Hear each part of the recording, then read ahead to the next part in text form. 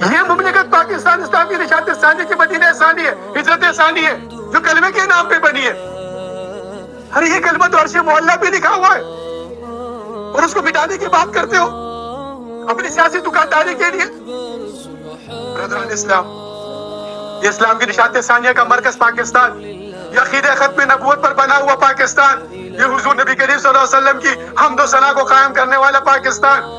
اس پاکستان نے اس زمین کے اوپر اللہ اس کے رسول کی حمد کو قائم کرنا ہے، تو وہ کرن قائم کر. اگر یہ نہیں جائیں گے اس طرف، اللہ ان کو مجبور کرے گا، یہ مجبور ہو کے آئیں گے.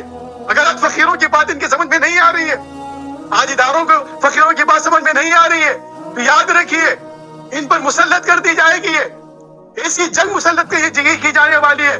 میں نے اس سے پہلے بھی عرض کیا تھا کہ انسٹیٹیوٹ طلبیت کے اندر اس کی تحقیق کر رہا ہوں انشاءاللہ تعالی. اس کی پوری تحقیق کرنے کے بعد مجھے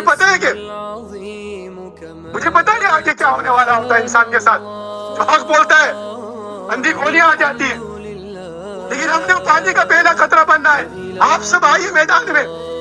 اسلام میں دعوت ہے حضور نبی کریم صلی اللہ علیہ وسلم کی حمد و ثنا کو قائم کرنا ہے.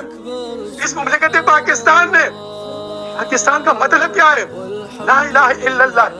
اب اللہ کہاں ہے یہاں پر؟ اللہ کہاں ہے یہاں پر؟ یہاں پر تو وہی سامراجی نظام چل رہا ہے، یہاں پر تو وہی انگریز کا قانون چل رہا ہے. یہاں پر تو کوئی نظام نہیں ہے جس نظام کے لیے پاکستان بنایا گیا تھا. تو اس نظام کو نظام خلافت، اس دلدل سے نکلنا ہے پاکستان کو. انتخاب اس ملک کا حل نہیں، اس ملک کا حل احتساب ہے. جو اداروں کو ٹکرا رہے ہیں، جو اپنی مفادات کے لیے، اپنی غرض کے لیے، میں افسوس سے کہتا ہوں نا، دکھو دے مجھے،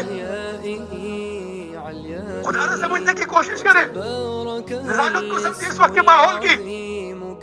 جس طریقے